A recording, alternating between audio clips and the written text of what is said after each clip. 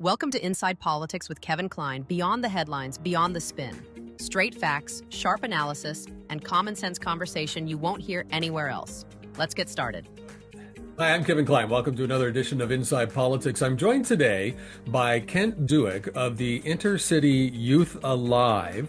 And today was a big day, Kent. You announced a movie that will be premiering here in Manitoba on October 1st called Absenteeism. Is that right? Absenteeism? It's called Absent. Yeah. Thank you for correcting me on that. Tell me about this.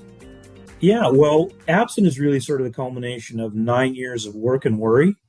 9 years ago, Sel Burrows and I brought up the issue of student absenteeism, and it kind of brought it into the public light. And since then, we've been working away at it. We have, during the Conservative government, we had a task force that was mandated to address this issue, and we produced a marketing campaign, a research piece, and words on paper, and very little by way of action and results. And so somewhere in the middle of all that, I felt burdened with, our organization, we like to get things done. And so I started to go out and look for private funding to launch something that would reach kids that were absent from school. And so we launched Engage Education right in the middle there somewhere, because I thought, while you're working, you should be doing sort of action research. You should be trying things and seeing what works and what sticks, and revamping your plan. And so while everybody was talking about it, we decided to step out and take some action. So if you can just bump ahead, we had the election, we had the new government that came in, and we wanted to give them an opportunity to kind of get their legs under them. But we brought this issue. We're not going to be quiet about this issue. But at the beginning, we gave them a little bit of kind of reprieve, and we stayed quiet in the media for about a year and a half. And of course, when I say we, Sel Burrows, as you may or may not know, we've been working kind of in tandem on this, and so we got to the point where we feel that there's so little action, and there's and things are as bad as or worse than they've been.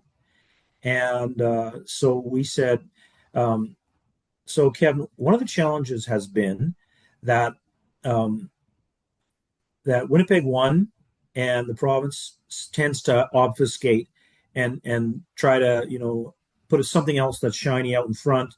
So I just want to stop you for a second there, Kent. Yeah, sure. Know what we're talking about. You're talking about Winnipeg School Division 1? Yes, thank you. Okay. Yeah, Winnipeg School Division number 1. That we'll hear maybe some words, or some kind of sort of push us back to say it's not as bad as you say it is, or we got this. That was a recurring theme on the task force: is everything's fine, we've got this in hand. And then they would tout a program that they were doing that was supposedly having an impact, but we knew too much. So you couldn't really trifle with us, because we hear in the community what's actually happening. So why don't you tell me a little bit about that? What's actually happening? I mean, I can quote some numbers, but I'd rather you talk about them, because it's stunning. It's stunning to see what we have put out and what you have put out as numbers, and I think people would want to know this. Yeah, well, on the numbers, it's the old I can neither deny nor confirm kind of a dynamic, because there's been so much hiding the numbers. And but what basically is happening is that schools will be registering their numbers, and they'll be getting 15,905 per student as of last year. The number might have changed by a few dollars, but each student, they'll be getting 15,905 each student, and so that's what they base their funding on the year for. So then often schools will have an event on the day that funding lands, a pizza party, whatever, obvious strategy to attract students to attend. And again, I just want to be really generous with schools, because I think that teachers and principals are trying their best. They're trying to make it work. But what happens is, then come October, there starts to be a bit of attrition. And then built into the system is an acceptance of that attrition. So although some efforts take place to reach out, there's no way that a teacher who has, maybe had 24 students and now they're down to 12, still has 12 students to teach. So they do not have the capacity to go out there and reach those students. So then by Christmas, you'll see that downturn. And in the documentary, we cite numbers of 71%, and that's by spring break. You've lost that many students by spring break. Nothing has changed with your funding. You still have your full complement of staff, and so that's kind of how it happens throughout the year. And it's kind of a slow decline. And by the end of the year, it's class sizes are. One teacher told me after spring break, our school is a ghost town. Wow. And I'm just quoting what I've heard. Well, I'm We looking at have, another quote that you've got from. I'm guessing that this is from the film itself, where a North End school administrator, this is in Winnipeg, Manitoba, said if we have 50% of our students attending school by spring, we say that's a success. yeah, And there's that's a another fact. one that one of the teachers that said that he was happy that 12 students from our class of 24 had dropped out because now they have 12 students who are committed. I mean, these are staggering numbers. Yeah, it's unbelievable. And I know um, I've been working at this, and because you kind of have to work the edges, initially I thought it was about 20%. And because I was told that if it goes higher than 19%, then the province is notified. But then somebody kind of whisper campaign came to me and said, you know what that's about? And I was like, no. Well, it has to do with if it goes past 19% to 20%, the province is notified because they think maybe there's a pandemic or something going through the school. So the reality is that if it goes past 20%, I thought so. So at one point, uh, I had held up the idea that it's about 37%. And that again was based on information that I got from the community, from people that are talking to me. And that I brought that out into the light and said, I think it's as high as 37%. Well, people couldn't believe it. But the truth is it's much worse than that. And it's also, to be really clear, Kevin, it's it's very specific. So um, there's schools that have a high concentration of the problem. So if you like initially when the data came out under the new government, the data was washed into the entire Winnipeg one. So then that could mean that if you have a school that has a 4% absenteeism rate, uh, and that's going to offset if there's another school that has a 50% absenteeism rate. So it was a way to kind of wash the data so that we couldn't see the specifics of the problem. And if you know anything about problem solving processes, if you don't define the problem perfectly, you cannot solve the problem. Right. And so the problem statement, I guess you would say, was that absenteeism is around 18 to 20%. But the reality is, no, the concentration of the problem is within a specific set of schools that struggle, and they can have high absenteeism rates. So And you I'm not have going to to, ask you for facts, but I want to know from like I mean, you said you started this when the Conservatives were in government, and it's now carried on through the NDP that are in government. Is the government, and listen, I want people that are watching this to understand something in Manitoba. It's very unique to Manitoba. If you bring out something that the government's been trying to keep quiet, or if you challenge their numbers and you have data to back it up, or you have facts to back it up, you become a bit of a target. And I don't want that to happen to you, Kent. I think what you have done with this is brilliant. I think you're going to help thousands upon thousands of kids because it has to become something we're focused on. But you were part of a team that was put together to look at this and to come up with some ideas. What was the response from the government? You don't have to mention which one, just from the government in general, because these are people that are making hundreds of thousands of dollars that all stand on a soapbox and say we have to address the core root of the problems that we have in society, and it starts at school. yeah, I mean, I guess the response has been sort of varied. but mostly um, um, there's kind of a belief within education that the answers are within us, and so also just a real weakness at reading the cues. So if something isn't working, then they can kind of do a word game and move it around so that it somehow looks like it's working. There's this idea that any social effort is a success by sufficiently low standard, It's if a you shell follow me. game. It's a shell game. Yeah, yeah, and so we'll have again. I think at base, I want to believe that everybody wants kids to be able to engage in school. I think all of the ministers, deputy ministers that have sat in that chair, and sadly, there's quite a turnover, but they've all wanted to do better and do well by the kids. But I don't think they know how to, and I don't either think that our people, our politicians, are very good at admitting they don't know what to do. And I feel that's critical. I know when we started our initiative here, I I told my staff, go ahead and fail, make mistakes, learn from those mistakes, admit that, I told them this is no one's tried this. It's impossible. We don't have any model to base it on, but I want us to go out there and try. And so, we've made lots of mistakes in our efforts, but we learn as we go. But at first, you have to admit that we're failing, that we don't know how to do this. But And I you think said that off the that's, top. You're yeah, absolutely right. I was in politics. I was in civic politics. I was in provincial politics, and I can tell you, very nice people in politics. I'm not, saying anything about about who they are, or some of them I'm very good friends with. But they don't. You're right. They don't want to ever admit they don't know how to fix something. When the reality is, we don't.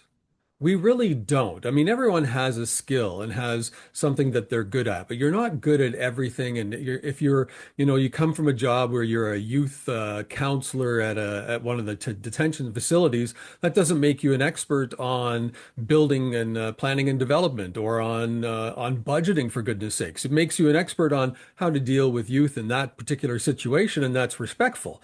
But we need to have politicians that start stepping back saying, I don't have the answers, but I'm willing to put in the time, the effort, and the money to find the answers to make this different. Would you agree? yeah. And I think that as a society, we'd be willing to wait. We'd be willing to walk with people who could honestly admit that I don't know what to do here, and we're going to find out. But I think, yeah, that's the line I've used for, I guess, close to 9 years straight now. That I'm imploring everyone: honesty with impunity, because you can tell that the weight of telling the truth is too much for many politicians, many educators. I mean, especially since this is kind of an open secret. Like educators in our community know that schools go into decline, and I'm sure they care about it, but the cost of saying we are losing students is too high. And But it's not really losing students. You're losing a human being. Like when they're not in school and they're not engaged in the camaraderie of school that school can create, or anything like that, to me, you're losing that person. And I know a lot of people don't want to talk about the elephant in the room, but I'm sure that a lot of these statistics we have on absenteeism probably falls more heavy on the Indigenous community, that yeah, need a little extra attention, that need a little bit of extra support, that the government, both federally and provincially, are sorely missing. And I look at it this way, Kent. Like, I came from a very, humble family. We were living below the poverty line, and I knew at grade 9, grade 10, university wasn't for me, which made me take school a different way. But luckily I got through it, and then decided, later in life, to get there and take that education. But not everybody has that opportunity or that will. So by grade 9 or grade 10 or whatever it might be, if you feel like you're worthless or you're not going to achieve anything, then we've lost that person, and we're at fault for that, is my thought. We're at fault for that. yeah, Kevin, thanks for humanizing. You're right. These are students, but they have names. And particularly, I think of Tina Fontaine. I have that report right on my desk, and It's something I read with care, but one of the lines in there is that we lost Tina first at school. And so you're right about how schools have an anchoring effect and how they create a sense of community and connection. And and uh, and so part of the discussion then, it is particularly our Indigenous friends who are struggling in the area of education, and part of the discussion has to involve, okay, there's a history. Residential schools play into this, and the history of what happened there factors in. At the same time, we have to remain focused on the individual kids that are in front of us and the potential within them, so that you deal with kind of the trauma that's associated maybe with education, but you also you keep pressing kids towards what's possible. I certainly accept the fact about the residential schools and that, but really, all we seem to be doing then is making excuses for these kids. We're not helping them. And again, you're right. These are individuals. These are human beings. These are people that want to have a good quality of life, that want to move on, that want to hang out with their friends. I don't think any of them wake up in the morning saying, no, I don't want to go to school. I'm going to go get involved with a gang or whatever. And I really do believe that wholeheartedly. We can't be making excuses for this anymore. Not paying it, saying it's not a reality, not saying that there's impacts there. But why aren't we focusing more of our attention not on blame, but more of our attention on a solution for these kids? Well, I think that the way you hold the story of history helps with the solution. So if you're saying, okay, we have to remember that there's another obstacle. Sometimes you can't see it, but it's sort of hidden. It's hidden there, but it's in plain view. That the history. So as a helper, you have to have that in mind. But then again, uh, the path to a better life goes right through the school halls. You have to graduate. And so, to your point, we can't allow that story of history to get in the way of us helping kids to get through their education. And so we can hold it in mind, but we have to still call people to it. And yeah, and the thing is, you're right about kids don't wake up to say, hey, I just want to screw my life up. I want to forget about school, join a gang, and be done with it. No, kids have aspirations, and that was one of the exciting things that came out in the documentary, is to hear the heart of some of the kids in our community who struggle and share that I know I should be in school. I know I should be engaging with it, but the burden that I carry at home is just overwhelming. And so you hear that, and it gives you empathy for what these kids are going through, and yeah, hopefully motivates us to try to make some changes. Now, the premiere is October 1st. Do you see this going across Canada? Do you see this? It'd be nice if one of the streaming channels picked it up. And I think this is something people that we have to watch. I think we're required. This should be required watching. We should be back in school ourselves to listen to it, because I would love to hear what some of these students are saying that you interviewed. I think that that's where we need to be focusing our attention. I'm not an educational expert. I'm really not. Right. And I don't pretend to be. But I know what it's like to feel like school is not for you, that nothing's going to happen, right? You're not going to strive to all these bigger things that everybody else is trying to strive to and have the means to do. But I mean, these are important human beings in our life. This is the future of our country. And Yeah, and we and can't you invest in make them. Whew. yeah, you make a really key point. Um, so in our works here through our Engage Education, the program that we've initiated, we kind of thought, okay, we're working alone. We're a voice in the desert. Kind of, we're trying to. No one's going to help us, and we just have to figure this out. But amazingly, on a flight to BC one time, I sat beside an Indigenous woman who had come from a conference on Indigenous education. I said, "Well, what was it about?" She said, "Well, one of the main themes was absenteeism." And so we immediately formed this connection and bond, and we started talking. Then recently talked to a teacher that's running a school out of Saskatoon, who said same challenges, absenteeism. And so yeah, your vision for, is this a national kind of a conversation? It needs to be heard widely, and and although it's we feel it kind of acutely in our community, and it's super personal, and it's when we get in close and we see, if I can just tell you a story about one of the kids we worked with, her kukum and mushim came and talked to us and said, our granddaughter hasn't gone to school in 2 years. She'll barely leave her room, and so would you help? And so after the meeting, my staff went straight to this girl's room. They start talking through the door. Then eventually she'll open the door. Eventually we get that young lady out for to have a meal, and then we start to do some life planning. And this year she's registered in school and attending full time. So you're like, my passion comes from, like, we're an inch away from incredible here. If we can just get Winnipeg One to say we're going to rethink how we do this funding, and actually reach out in ways that our staff go to great lengths to reach kids, and we're getting a 73% success rate at reaching kids who have been out of school, and so it's a matter of just So I'm sorry, you get a 76% success rate in reaching out to kids that aren't going to school? 73% success rate. 73%. If I can just tell you, to give you a sense of of how hard this has been, Kevin, when we started 3 years ago, 60% of the kids that we reached we concluded were unreachable. So I said, okay, work with the 40%. Then of that 40%, we were getting about a 40% success rate. In year two, using sort of action research, trying things, changing things, flipping things around, nothing is sacred. We want to innovate to make this happen. In year two, we flipped it. Now 40% of the kids are unreachable, and we were able to reach about 60% of that 60% that we could reach. And now at this last year, we were hitting 73%, and we're getting more like a 70% of the kids were willing. So,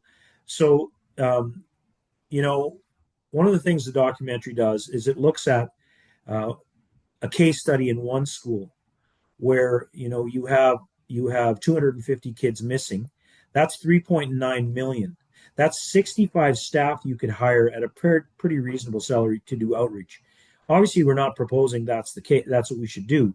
We're saying that if you have 250 students missing, one staff can reach 25 students. So it's very reachable. Like if you have I should know the math here. If you have 10, 12 staff doing outreach, you should be able to reach those kids.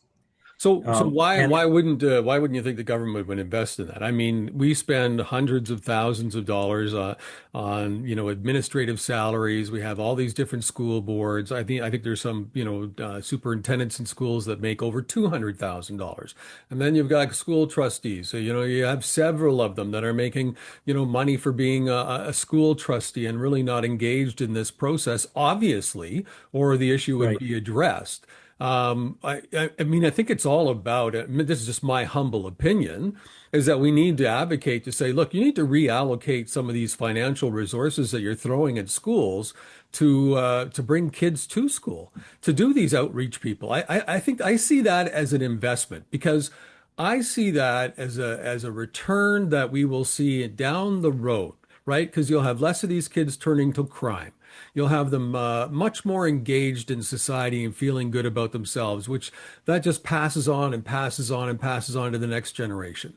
So why wouldn't the government take funding? I mean, I'm not saying take more taxes and bring in more money. You could take funding right now that you're wasting on all the different administration levels and so on, and put that into hiring these people or outsourcing an organization like yours and saying, we're going to spend the next 5, 10, whatever years focusing in on these students to change this.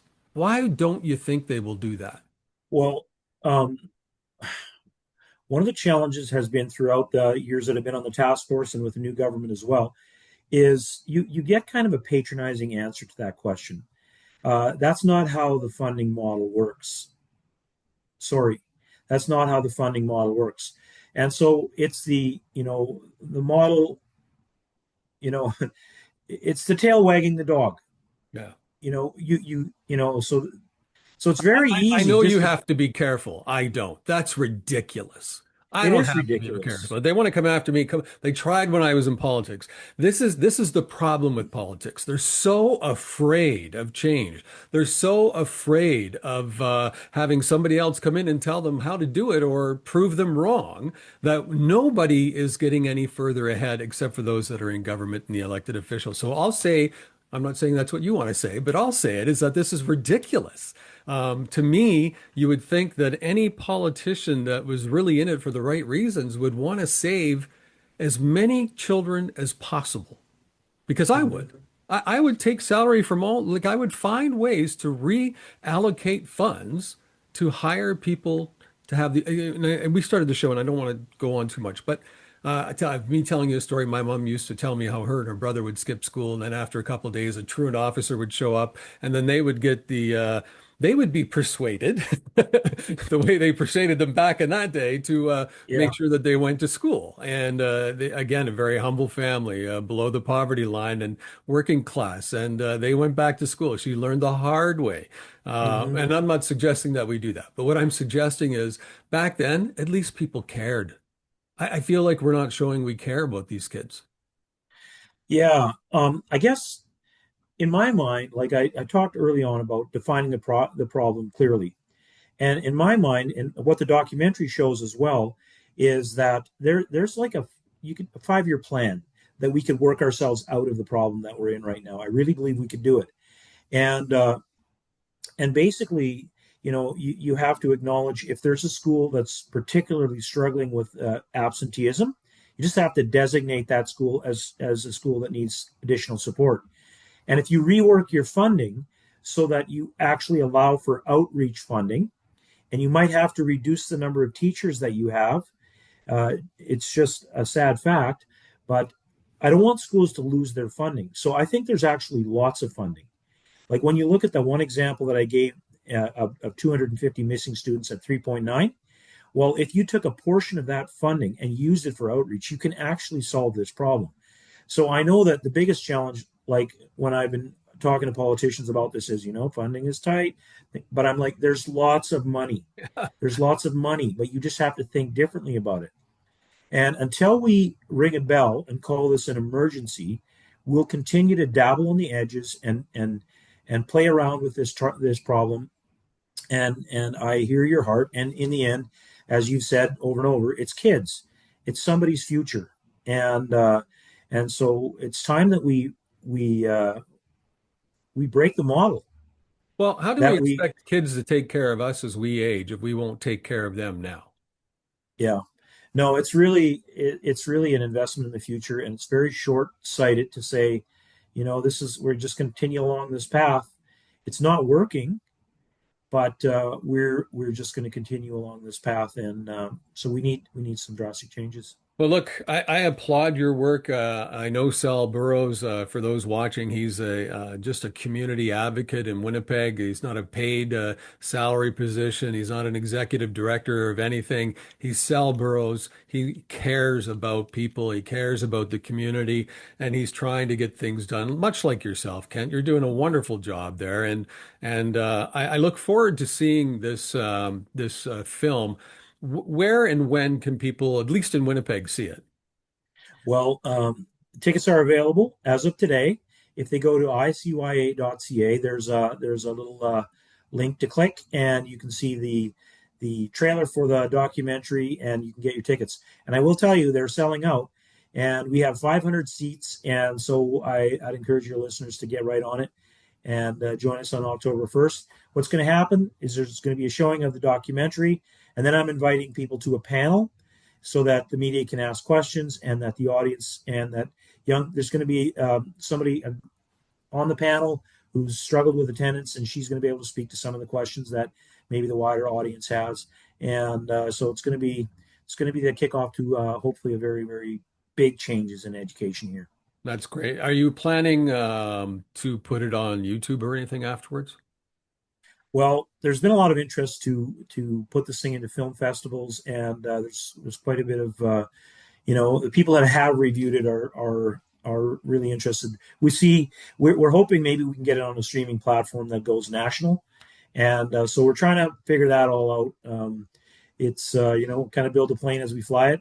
Yeah. Well, And hey, listen, we spend billions of dollars on CBC. Where are they? They could put it on, for goodness sakes. I'll ask you to put a plug in for me, Kevin. Don't know if they'll listen to me, but I'll do whatever I can. I mean, I'll appeal to Prime and to Amazon and to all of them. This is you're always looking for Canadian content. This would be good Canadian content that would do wonders in helping, not only thousands of children, I think, in Winnipeg and Manitoba, but all across this country and probably well into the United States. Kent, thank you so much for your time. Thank you for what you're doing. Thank you for your perseverance and for your dedication to this and your passion. We need more people like you. So thank you very much. Thanks for having me, Kevin. I really appreciate it. Thanks for watching Inside Politics with Kevin Klein. Please like and subscribe to this channel and visit thewinnipegsun.com for more.